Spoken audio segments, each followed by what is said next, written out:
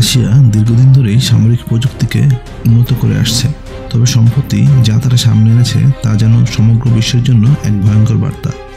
বেলগরোড নামের এই সাবমেরিনটি শুধুমাত্র একটি জাহাজ নয়, এটি একটি ভয়ঙ্কর যন্ত্র যা তৃতীয় বিশ্বযুদ্ধের সূচনার প্রতীক হয়ে উঠতে পারে। এই সাবমেরিনকে অনেকে সমুদ্রের নিচে ঘুমিয়ে থাকা দৈত্য বলে অভিহিত করেছেন, কারণ এর জেগে ওঠা মানেই বিশ্বের শান্তিতে বিপর্যয় নেমে আসা। রাশিয়া তৈরি করেছে বিশ্বের সবচেয়ে বড় এবং সবচেয়ে গোপন পারমাণবিক সাবমেরিন।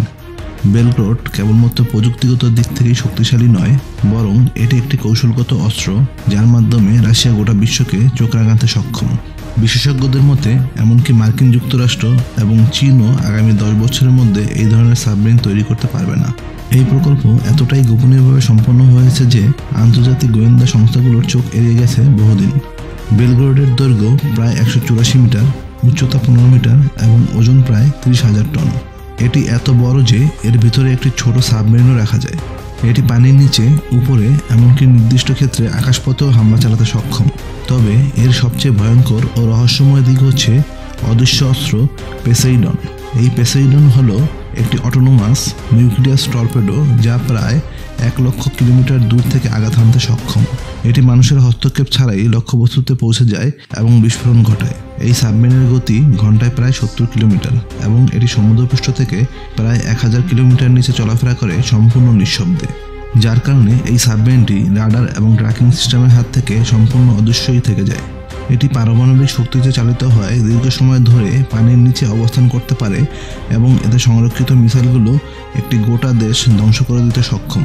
সবচেয়ে ভয়াবহ দিক হলো এই সাবমেরিনে এমন এক ধরনের নিউক্লিয়ার বোমা রাখা হয়েছে যা পানির নিচে বিস্ফোরিত হলে 300 ফুট উচ্চতায় সুনামির ঢেউ সৃষ্টি করতে পারে। যে সুনামির কারণে New York, Los Angeles, London বা টোকিওর মতো এই বড় বড় শহরগুলো মাত্র 1 ঘন্টার মধ্যে পানির নিচে তলিয়ে যেতে পারে। এই ধরনের ধ্বংসাত্মক শক্তির কারণেই এটি এখন পৃথিবীর ইতিহাসে সবচেয়ে বিপজ্জনক সামরিক অস্ত্র। তবে এই সাবমেরিন শুধু ধ্বংসের জন্যই নয়, নজরদারির জন্য ব্যবহারযোগ্য। এর সাহায্যে সমুদ্রের নিচে থাকা ফাইবার অপটিক কমিউনিকেশন কেবল কেটে দেওয়া যায়। 2021 সালে নরওয়ে এবং ব্রিটেনে হঠাৎ ইন্টারনেট বিভ্রাট ঘটে এবং তখন অনেক গোয়েন্দা সংস্থা সন্দেহ করে এই সাবমেরিন হয়তো পরীক্ষামূলকভাবেই সেই কেবল কেটে দিয়েছে। বেলগরোডের ভেতরে রয়েছে পানিতে চলতে সক্ষম দুটো বিশেষ রোবট, ক্লাবিসেন 2R PM ও হার্সিকর্ট। এই রোবটগুলো গভীর সমুদ্রে গিয়ে শত্রু দেশের সাবমেরিন বা অন্যান্য সামরিক যন্ত্র খুঁজে বের করতে পারে, এমনকি ভূমিকম্প তৈরি করতে সক্ষম বলে ধারণা করা হয়। এই সাবমেরিন রাশিয়ার সাধারণ নৌবাহিনীর নিয়ন্ত্রণে নয়, এটি চলে সরাসরি রাশিয়ার প্রেসিডেন্টের আদেশে।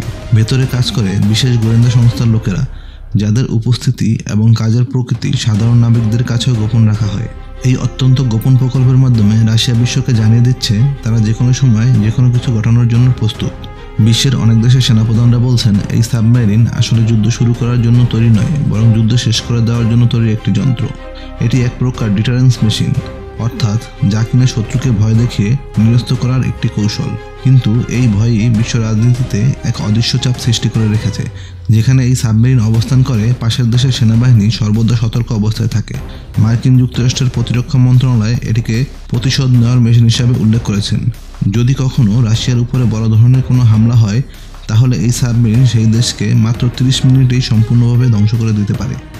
এই সাবমেরিনকে রাশিয়ার বিজ্ঞানীরা বলেন সমুদ্রের রাজা, এমন এক দৈত্য যার ভেতরে রয়েছে অজস্র রহস্য এবং ধ্বংসের হাতিয়ার। তৃতীয় বিশ্বযুদ্ধ যদি সত্যিই কখনো শুরু হয়, তবে প্রথম শব্দটি কোনো বিস্ফোরণের হবে না, বরং হবে এক নিঃশব্দ জেগে ওঠার শব্দ। অন্ধকার সমুদ্রের গহীন থেকে এক দৈত্য ধীরে ধীরে উঠে আসবে, আর তার সাথে সারা পৃথিবী হিমশীতল ভয়ে স্থির হয়ে যাবে। এই সাবমেরিন নিয়ে যতটুকু জানা যায় তার থেকেও বেশি রয়ে গেছে অজানা। রাশিয়া খুব সচেতনভাবে এই সাবমেরিনকে তৈরি করেছে একটি ছায়ার মতো অস্ত্র হিসাবে, যার অস্তিত্ব আছে কিন্তু দেখা যায় না। তাই বেলগরোড কেবল একটি সাবমেরিন নয়, এটি একটি বার্তা। রাশিয়া প্রস্তুত, প্রশ্ন হচ্ছে বাকি বিশ্ব কি প্রস্তুত?